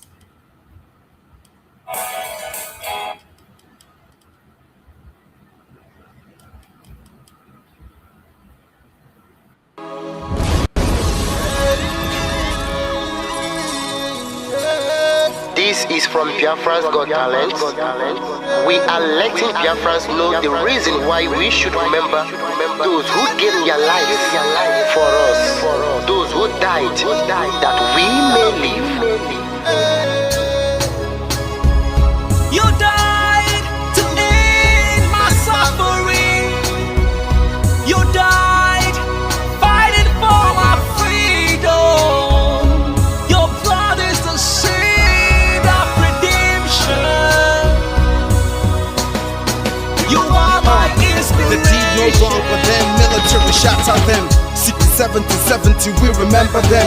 2016, 38 May, memory still lives in our mind till today. Wonder why they refuse to publicize the genocide. The world media turn blind eyes to our plight. It's time to arise, land of the rising sun. Let's rise one more time, let's rise.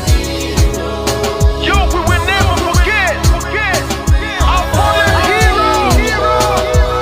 Those who gave their life for us. Onitsha massacre, Ifocha massacre, Aba massacre. We remember you. Alright. Tell them I touched me, oh. Remember when me tell you say I touched me, oh. Yeah, I remember that what I call a Bruce Mero. But the way you go like a Papa Nuku. But them they will go hero. Me tell you what I look pandi, what pandi Samiro. Me tell you what I day. For me the fall and the rest of man I tell you what I am. Me never give up. Me tell them heroes, I want to promise you something today. We must fight together, no retreat and no surrender. We must hold them down till the end of time. The most important thing is that we will restore Biafra. May your soul rest in peace. I look up to the sky with tears in my eyes for other Biafrans and for freedom had to die. We will never forget you as the days go by. You are always in my heart, we'll never be apart. They fought for our freedom, they died for our freedom. They fought the Nigerian soldiers in the war front, without food, without guns, for our freedom, for our life, for our own good, for our children. We love them, our heroes, we want them. My heart bleeds when I saw them slain. Where will I be now if not then? They will remain indelible in my heart forever, forever, forever, and ever, and ever, and ever. We serve in your plantation, and the way you paid us back with your bloody starvation. We play in our history that the death of my people is a mystery. No going back to get to a victory. I had a voice now call for vengeance. I never get bombed, I'ma blow like a vengeance. Yo, we will never forget our fallen heroes. Those who gave their life for us. Onitsha massacre, Iwacha massacre, Aba massacre. We remember you. Alright. Where will I be now? If not you, you died at Mali.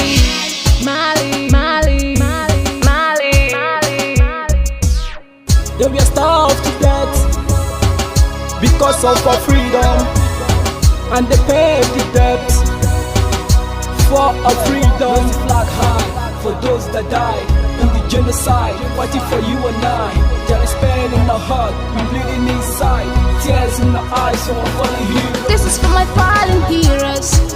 Keep them on the patient people. It's like I'm looking at myself in the mirror. Cause to be a cast, I need to be a nurse. If we did not retire, They paid the ultimate price. They died for the freedom of unborn child. We live for the legacy. Yo, we will never forget our fallen heroes. Onitsha massacre, Iwacha massacre, Aba massacre. We remember you. Alright. Yo, we will never forget our fallen heroes. Onitsha massacre, Iwacha massacre, Aba massacre. We remember you. Alright. Yeah, put the flag in the air. Never be afraid. March on, cause we are more than conquerors. Yeah.